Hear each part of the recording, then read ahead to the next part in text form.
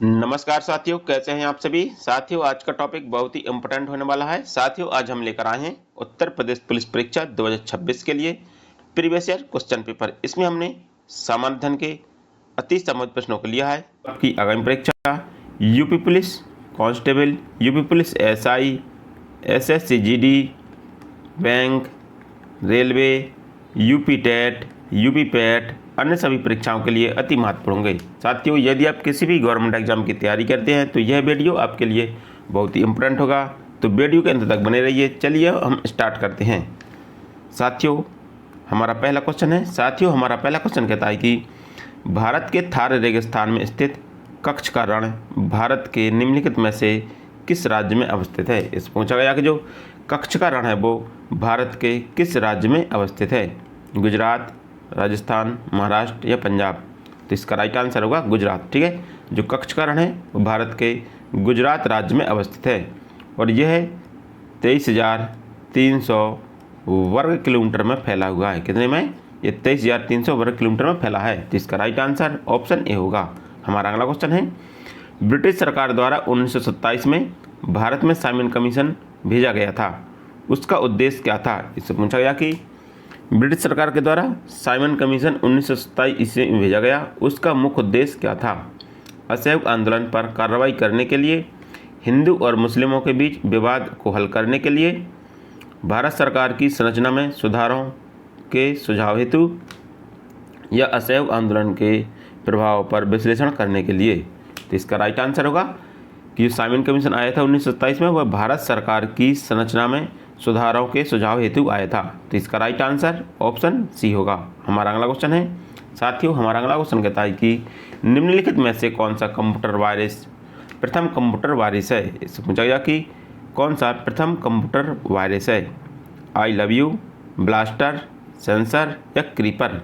तो इसका right answer होगा क्रीपर। ठीक है, क्रीपर है जो कंप्यूटर का प्रथम वायरस है और इसका निर्माण 1971 ईस्वी में रॉबर्ट थॉमसन ने किया था। किसने किया था? रॉबर्ट थॉमस ने किया था।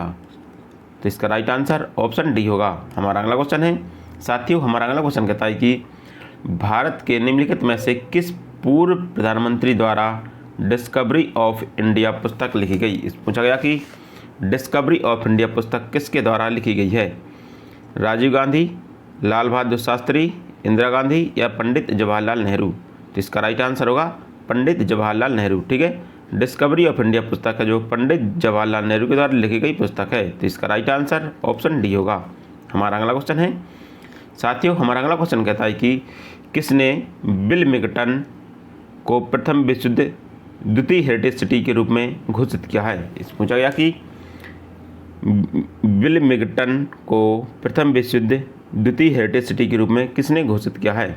Barack Obama, Donald Trump, Vladimir Putin या स्कॉट मॉरिसन। तो इसका राइट आंसर होगा डोनाल्ड ट्रंप। ठीक है, डोनाल्ड ट्रंप ने विल्मिंगटन को प्रथम विश्व द्वितीय हेरिटेज सिटी के रूप में घोषित किया है। तो इसका राइट आंसर ऑप्शन बी होगा।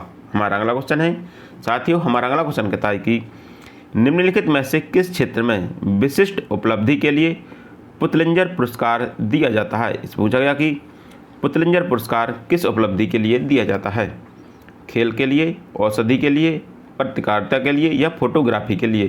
तो इसका राइट आंसर होगा पत्रकारिता के लिए। ठीक है, पत्रकारिता के क्षेत्र में दिए जाने वाला सर्वोच्च पुरस्कार पुतलिंजर पुरस्कार है। कौन? पुतलिंजर पुरस्कार है और इसकी शुरुआत 1917 ईस्वी में की गई थी। कब की गई थी? इसकी शुरुआत है जो 1917 ईस्वी में की गई थी। तो इसका राइट आंसर ऑप्शन सी होगा। हमारा अगला क्वेश्चन है, साथियों, हमारा अगला क्वेश्चन कहता है कि निम्नलिखित में से कौन यूपीजेडए और एलआर अधिनियम का सबसे उपयुक्त पूर्ण रूप है। इस पूछा गया कि यूपीजेडए और एलआर अधिनियम का सबसे उपयुक्त पूर्ण रूप कौन सा है। उत्तर प्रदेश जिला प्रशासन और भूमि सुधार अधिनियम 1950, उत्तर प्रदेश जिला प्रशासन और भूमि राजस्व अधिनियम 1950 या उत्तर प्रदेश जमींदारी उन्मूलन और भूमि सुधार अधिनियम 1950 या उत्तर प्रदेश जमींदार उन्मूलन और भूमि राजस्व अधिनियम 1950। तो इसका राइट आंसर होगा उत्तर प्रदेश जमींदार उन्मूलन और भूमि सुधार अधिनियम 1950। ठीक है, UPZA और LR का पूर्ण रूप है? तो इसका राइट आंसर ऑप्शन सी होगा। हमारा अगला क्वेश्चन है साथियों, हमारा अगला क्वेश्चन कहता है कि उत्तर प्रदेश में जिला मजिस्ट्रेट नियुक्त करने वाला प्राधिकरण निम्नलिखित में से कौन सा है? कि जिला मजिस्ट्रेट की नियुक्ति किसके द्वारा की जाती है? केंद्रीय रिजर्व पुलिस बल के द्वारा, उत्तर प्रदेश सरकार के द्वारा, संघ लोक सेवा आयोग के द्वारा या उत्तर प्रदेश लोक सेवा आयोग के द्वारा? तो इसका राइट आंसर होगा उत्तर प्रदेश सरकार के द्वारा। ठीक है, उत्तर प्रदेश में जिला मजिस्ट्रेट की नियुक्ति है जो उत्तर प्रदेश सरकार के द्वारा की जाती है। तो इसका राइट आंसर ऑप्शन बी होगा। हमारा अगला क्वेश्चन है साथियों, हमारा अगला क्वेश्चन कहता है कि आंतरिक सुरक्षा विभाग निम्नलिखित में से किस मंत्रालय के अंतर्गत काम करता है? जो आंतरिक सुरक्षा विभाग है वो किस मंत्रालय के अंतर्गत काम करता है? गृह मंत्रालय, रक्षा मंत्रालय, संसदीय कार्य मंत्रालय या गृह मंत्रालय और विदेश मंत्रालय? तो इसका राइट आंसर होगा गृह मंत्रालय। ठीक है, जो आंतरिक सुरक्षा विभाग है वह गृह मंत्रालय के अंतर्गत काम करता है। तो इसका राइट आंसर ऑप्शन ए होगा। हमारा अगला क्वेश्चन है साथियों, हमारा अगला क्वेश्चन कहता है कि राष्ट्रीय मानव अधिकार आयोग के 15वें महासचिव निम्नलिखित में से कौन थे? इसमें पूछा गया कि राष्ट्रीय मानव अधिकार आयोग के 15वें महासचिव, पूछा गया 15वें महासचिव कौन थे? HL दत्तू, प्रफुल्ल चंद्र पंत, जगदीप गोविंद या ज्ञानेश्वर मनोहर मुल्ले? तो इसका राइट आंसर होगा जगदीप गोविंद। ठीक है, राष्ट्रीय मानव अधिकार आयोग के 15वें महासचिव जगदीप गोविंद थे। तो इसका राइट आंसर ऑप्शन सी होगा। हमारा अगला क्वेश्चन है साथियों, हमारा अगला क्वेश्चन कहता है कि निम्नलिखित विकल्प में वह एकमात्र देश कौन सा है जिसके साथ भारत का एक प्रचलित प्रेफरेंशियल ट्रेड एग्रीमेंट PTA है? इस पूछा गया कि वह एकमात्र देश कौन सा है जिसके साथ भारत का PTA एग्रीमेंट है? अफगानिस्तान, पाकिस्तान, तुर्की या क्रोएशिया? तो इसका राइट आंसर होगा अफगानिस्तान। ठीक है, अफगानिस्तान एकमात्र देश है जिसका भारत के साथ PTA सब एग्रीमेंट है। तो इसका राइट आंसर ऑप्शन ए होगा। हमारा अगला क्वेश्चन है साथियों, हमारा अगला क्वेश्चन कहता है कि निम्नलिखित में से कौन सा बाल गंगाधर तिलक द्वारा किया गया साहित्यिक कार्य है? इस पूछा गया कि बाल गंगाधर तिलक के द्वारा किया गया साहित्यिक कार्य कौन सा है? Dawn of the Vedas, the Orion, young India, the call to you young India? तो इसका राइट आंसर होगा द ओरायन। ठीक है, द ओरायन है जो बाल गंगाधर तिलक के द्वारा किया गया साहित्यिक कार्य है। तो इसका राइट आंसर ऑप्शन बी होगा।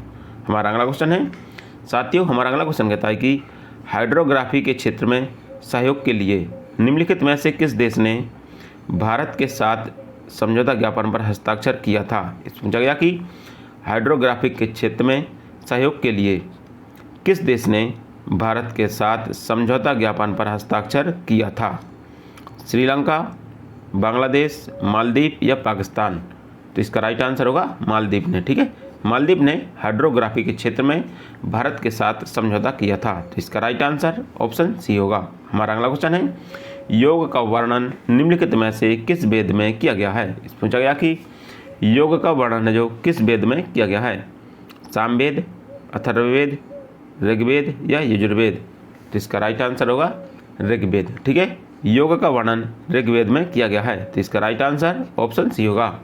और योग के जनक महर्षि पतंजलि थे। कौन थे? पतंजलि। ठीक है, जो योग के जनक हैं वो महर्षि पतंजलि थे।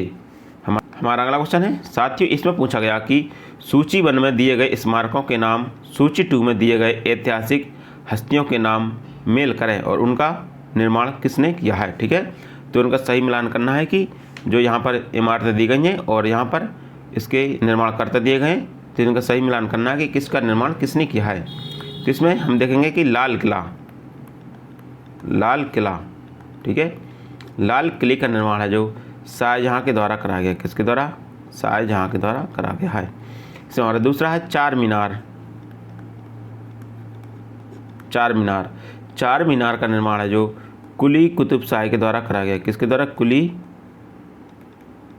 कुतुब शाही के द्वारा इसका निर्माण कराया गया है। इसके बाद है लाल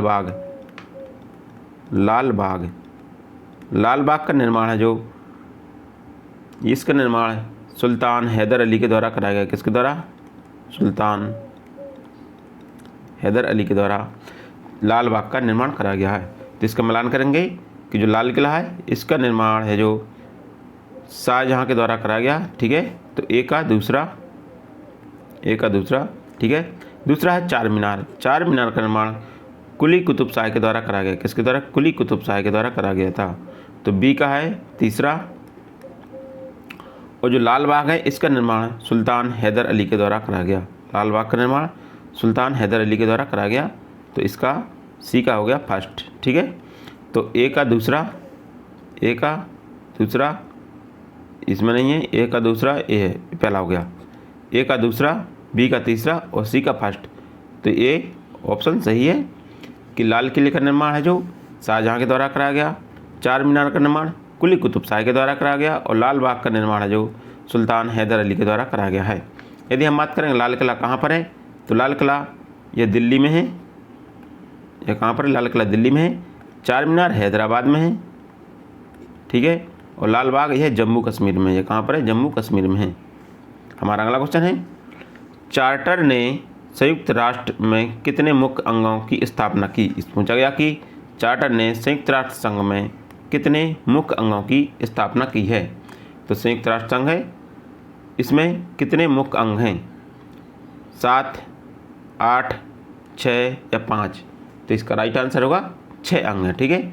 संयुक्त राष्ट्र संघ में मुख्यतः 6 अंग हैं और हम इन अंगों को देखेंगे अंग कौन कौन से हैं। जिसमें पहला है महासभा, दूसरा है सुरक्षा परिषद,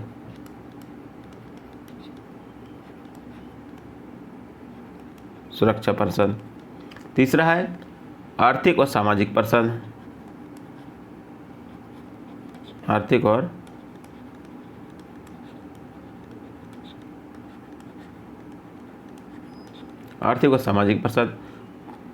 हमारा अगला है अंतर्राष्ट्रीय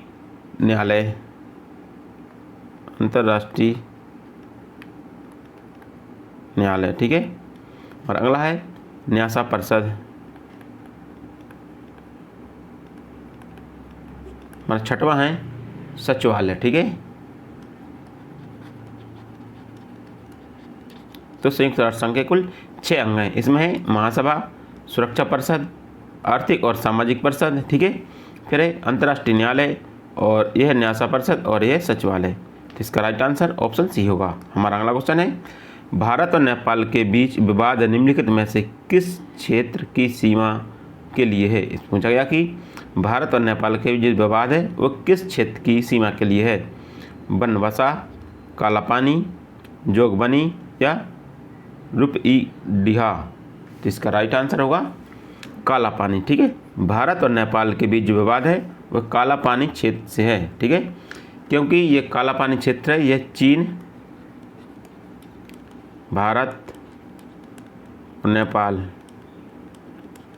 इन तीनों की सीमा पर स्थित है, ठीक है। और जो कालापानी है यह उत्तराखंड क्षेत्र का भाग है। किसका? उत्तराखंड क्षेत्र का भाग है, ठीक है। और ये भारत और नेपाल के बीच विवाद का क्षेत्र है। तो इसका राइट आंसर ऑप्शन बी होगा। हमारा अगला क्वेश्चन है, कौन सा विकल्प महिला सशक्तिकरण कार्यक्रम से संबंधित है? इस पूछा गया कि कौन सा विकल्प है जो महिला सशक्तिकरण कार्यक्रम से संबंधित है? बेटी बचाओ बेटी पढ़ाओ, आयुष्मान भारत योजना, महिला ई हार्ट या स्वधरा गृह? तो इसका राइट आंसर होगा आयुष्मान भारत योजना, ठीक है। आयुष्मान भारत योजना जो महिला सशक्तिकरण कार्यक्रम से संबंधित है। इसका राइट आंसर ऑप्शन बी होगा।